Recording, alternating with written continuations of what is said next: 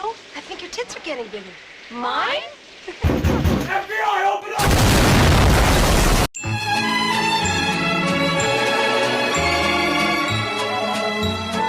In 1982, a good slasher film with some questionable elements was released to the public, featuring the 3 B's of a Roger Corman film: boobs, butts, and blood. A quietly quite feminist film, it had some good themes of a virgin sphere of the sexy times, essay, and female empowerment, coming from the mind of first-time film writer but celebrated author Rita Mae Brown, and directed by Amy Holden Brown. It's just a shame this film was followed by a bunch of terrible garbage. For this video, we'll go from best to worst, because this series only has one singular good film. So let's get into that. Make sure to like, subscribe, and stay until the end to watch my sanity get obliterated by the 3 insults to film that followed the first. We'll go over the first one, like I did with Bikini Hackers and Locked Up, because why not? So let's do this. Mom, I'm 18 years old, remember? Yeah, this is by far the best one. The subtlety is intact, Russ Thorne is menacing and scary, the girls all feel real, and the kills are perfectly spaced out. We start with a very creepy opening, as after we see that maniac Russ Thorne has escaped prison, we just get close-ups of this girl until she decides to get topless for some gratuitous nudity. Really filling in that Roger Corman quota early. Her parents are leaving, because this is a horror film, and tell her not to worry because this man, who clearly keeps children in his basement, will be stalking her. I mean, staring at her. I mean, watching over her. We sure he's not the killer?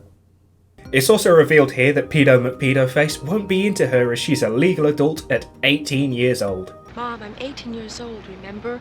So we then meet these 2 fully grown adult men that are hanging around a school for some reason. Before Chris Hansen can ask them to take a seat though, they try to pull this phone repair woman, but when she rejects them and goes back into her van, she gets impaled by a thorn and dragged into the bins in an off-screen kill that sets the scene quite well. We then get a minute and a half of girls basketball before...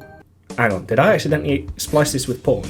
Oh, no, this is probably the single most gratuitous scene of nudity in movie history.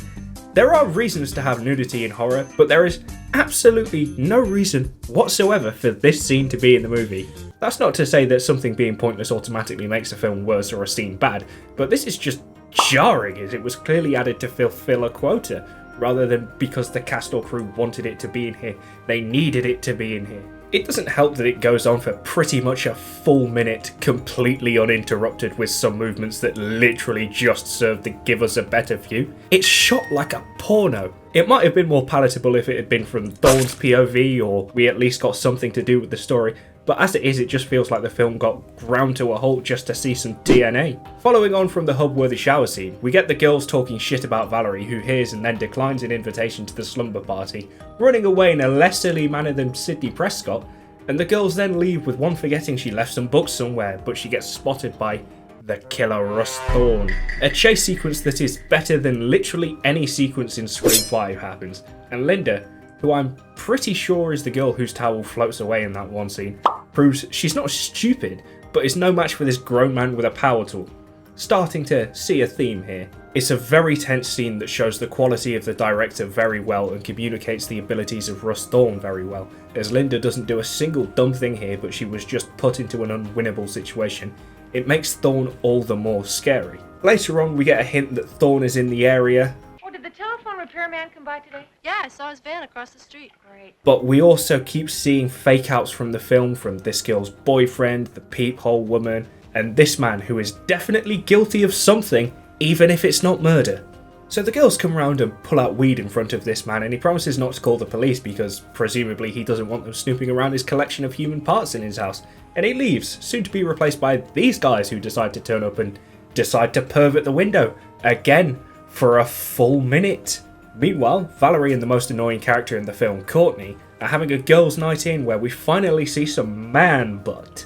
And that's the most exciting thing about Val and her sister until they appear at the slumber party house.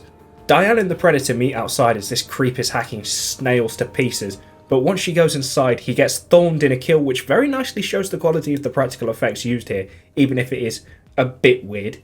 He's dead, and the children in the basement are condemned to a fate of cannibalism and dehydration before wasting away to dust. It's also a scene that shows how bad the audio quality is, but hey, I'm barely one to talk. Speeding up now because we still have 3 dumpster fires to get to.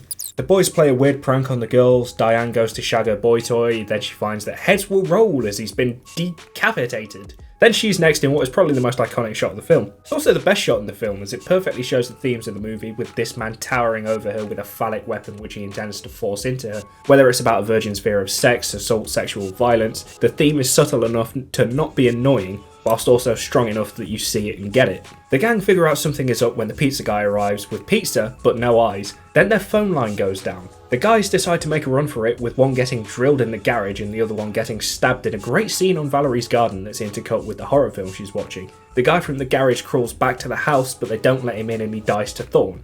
Everybody now races to the house, with Val and Courtney coming by in a pretty funny scene with a fridge. Thorn hides under a blanket of the pizza guy, and the coach comes along to fight Thorn with a definitely real and not rubber at all fire poker. But only after the black girl dies, of course. This is a slasher from the 1980s. Did you seriously expect that they were going to let her live? Also, the blonde girl got sliced up.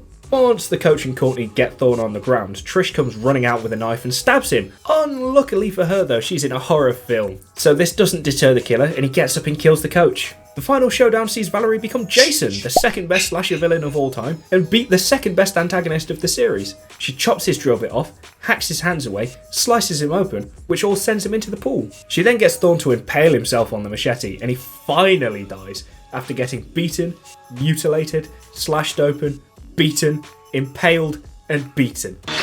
He's dead. He's dead. But his spirit may or may not have been reincarnated into a discount musical Freddy Krueger. We'll have to wait for that one. Overall, it's a good film with some questionable elements. Its characters mostly feel like real people, and there is a genuine air of tension throughout thanks to the great direction and writing. It incorporated feminist themes rather subtly, as the women weren't shown as damsels in distress. Jobs that would typically be male in films were given to women without question, and they were all written as real people with real emotions talking about things people would really talk about. It does have some drawbacks though, as does any movie, as the nude scenes are mostly just jarring and take you right out of the film. Some of the performances could feel weak at times, and there were moments when the lack of budget for the picture shone through, but at least this movie's lowest points were better than the abominable trilogy of ineptitude and garbage that followed, which is why I won't be reviewing them this way, because they don't deserve it, and I swear to God, I will jump off a bridge. Guess it's time to start the slumber party!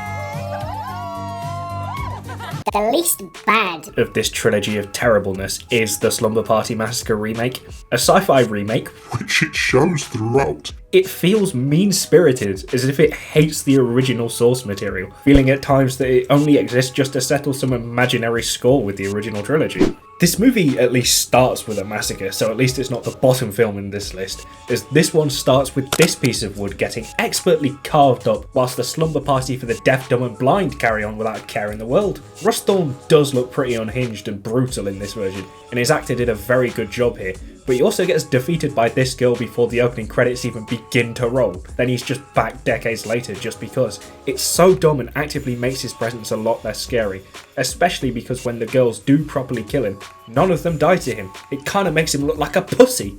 Speaking of the girls, they're all very annoying. The plot of them seeking out Russ Thorn for the explicit purpose of putting him down, but not bringing any power weapons themselves, is actually so insane that I have to talk about it. These teen girls that don't look like they're any older than 19 are planning to kill a grown-ass adult man wielding a power drill with nothing but what looks like tat they found in the shed. The fact it works is insulting to anybody whose brain hasn't been melted in a microwave, as it's stupidity in its purest form. In real life, or any kind of realistic story, Russ Thorn is putting these cardboard cutouts into a shredder and then into the recycling bin. Not to worry though, instead the subtlety gets shredded. Rather overt lines of dialogue tell you exactly what this film is about, whilst also feeling incredibly unnatural. It seems that some of them were played for laughs in an intentionally cringe way, but all of those jokes fall very, very flat, so they're just cringe. Not that it matters though, as Russ's mother is the end boss of the film. But what does she represent? She comes in, does a bit of victim blaming, then gets off by the girls' mums. It's stupid. However, what's more stupid is how the film handles sexuality. As said before, this film is like trying to get back at the original by over-sexualising the men. I didn't like it in 1982 when they over-sexualised the women. I don't like it in 2023 when they over-sexualise the men. It's dumb, and you could argue that it partly takes away from the original message. I wouldn't personally, but that's a discussion for a different time. There are some particularly egregious scenes, but the main ones have to be the pillow fight and the shower scene. This is also indicative of the larger problem with this scene, and others, which is that they just made the same movie for half of it, but they just did it worse. The freezer scene is a worse version of the fridge joke, the shower scene is a worse shower scene, and the pillow fight scene is a worse version of the original trilogy's Peeping Tom scenes. One aspect where they didn't just copy but worse is the kills though. I will grant them that. God knows they were better than what was inflicted onto the third's biscuit people. The car kill is very cool, and as I said earlier, Russ Thorne is proper brutal, and most of his kills that he does manage to get off are very good. There are some very, very stupid ones though, like the first one where the sound goes weird. Oh my God, or the nail gun where she should have just stayed down, or you know what, fuck it, positives now. It's shot well. That's about it. On to the third. Uncle, this is for you.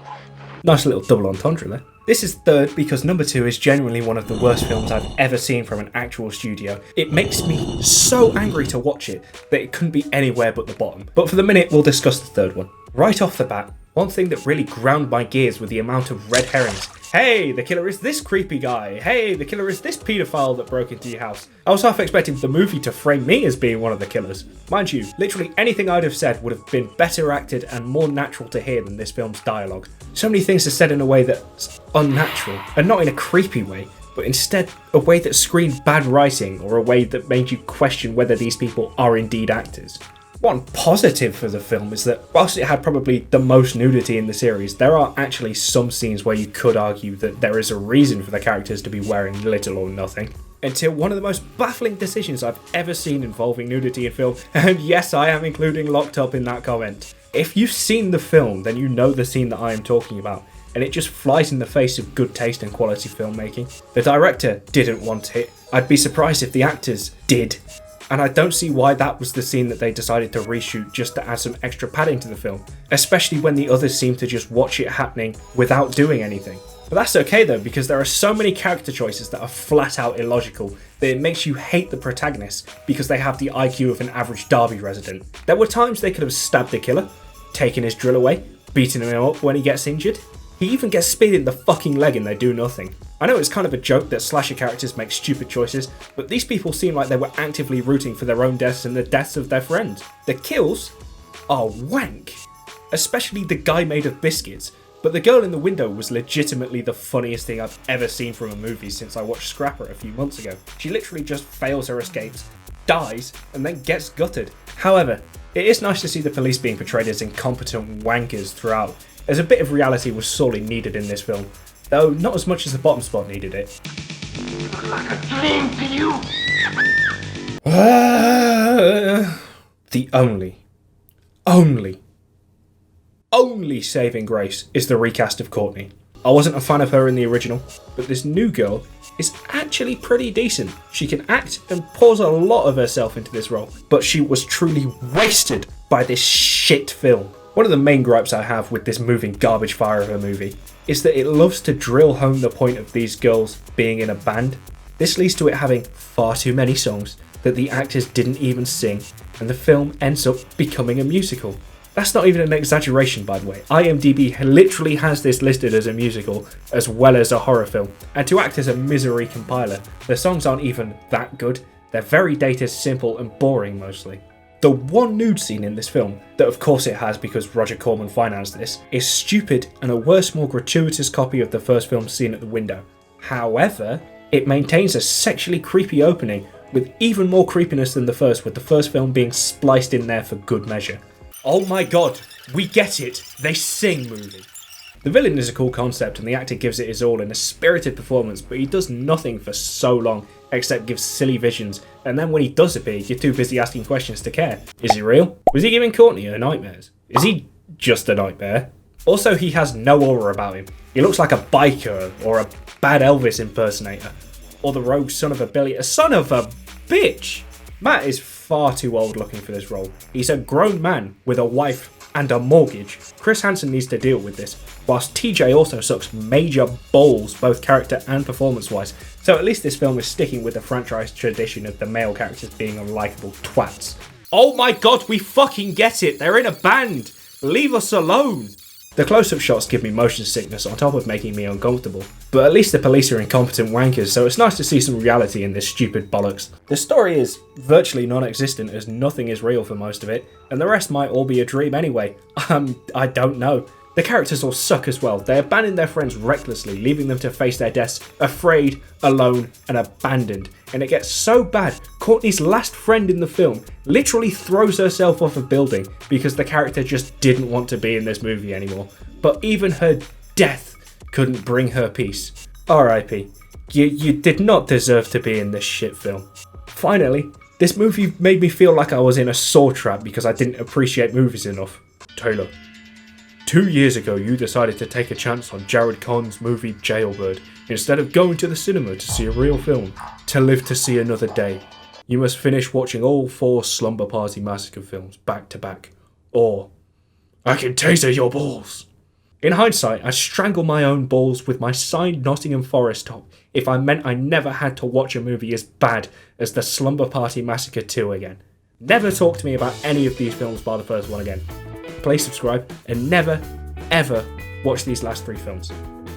Bye.